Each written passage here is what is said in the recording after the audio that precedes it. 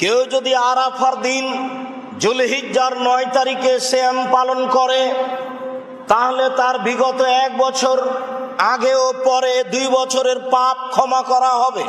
আবু হুরায়রা রাদিয়াল্লাহু তাআলা আনহু বলেন, রাসূল সাল্লাল্লাহু আলাইহি ওয়াসাল্লাম বলেছেন, মা মিন ইয়াউমিন আকসারা আইয়ুতিকাল্লাহু ফিহা আবদান মিনান নারে মিন ইয়াউমি আরাফা। পৃথিবীতে এমন কোনো দিন নাই যে দিন আল্লাহ তাআলা অধিক সংখ্যক মানুষকে জাহান্নাম থেকে মুক্তি দেন।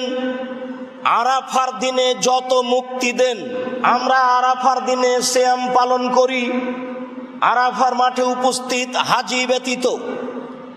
রাসূল সাল্লাল্লাহু আলাইহি সাল্লাম বলেছেন, আরাফার দিন সিয়াম পালন করলে আগে 1 বছর পরে 1 বছর 2 বছরের পাপ ক্ষমা হবে। তিনি বলেন, আরাফার দিন যত মানুষ জাহান্নাম থেকে মুক্তি পায়, পৃথিবীতে বছরে আর কোনো দিন নেই যেই দিন মানুষ তত জাহান্নাম থেকে মুক্তি পায়।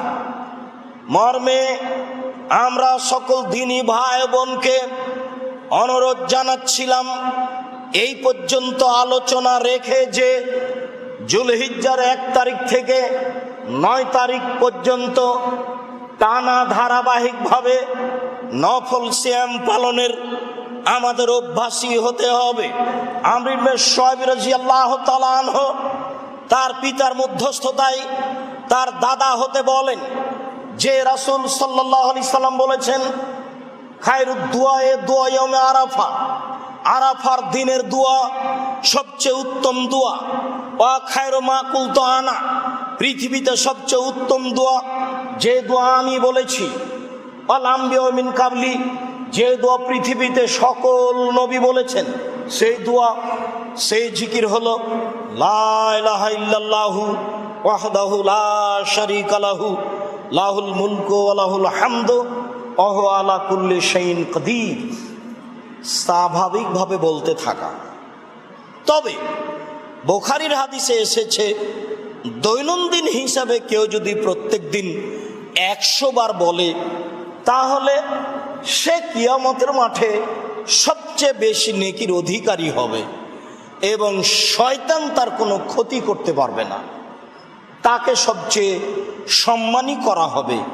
এ কথা রাসূল সাল্লাল্লাহু আলাইহি সাল্লাম বলেন যখন তিনি 100 বারের কথা বলেন। তবে রাসূল সাল্লাল্লাহু আলাইহি সাল্লাম যখন আরাফার দিন হিসাব করে বলেছেন তখন তিনি 100 বারের কথা বলেননি। যখন মানুষ জিকির হিসাবে 100 বার বলার চেষ্টা করবে তা বলতে পারে, তবে স্বাভাবিকভাবে যে যা পারে, যে যত পারে, যখন পারে বলবে লা ইলাহা ইল্লাল্লাহু ওয়াহদাহু লা শারীকা লাহু, আল্লাহ ছাড়া কোনো মাবুদ নেই, তিনি এক অদ্বিতীয়, তার কোনো শরীক নেই। লাহুল মুলকু ওয়া লাহুল হামদু ওয়া হুয়া আলা কুল্লি শাইইন কাদির, প্রশংসা তার, রাজত্ব তার, অনুগ্রহ তার, সর্বশক্তিমান তিনি। রাসূল সাল্লাল্লাহু আলাইহি সাল্লাম সবচেয়ে উত্তম দোয়া যা নিজে বলেছেন, সবচেয়ে উত্তম দোয়া যা পৃথিবীর সকল নবীগণ বলেছেন, যা আরাফার দিনের উত্তম দোয়া বলে ঘোষণা দিয়েছেন, তা আমরা বাছাই করে নিব বলে মনে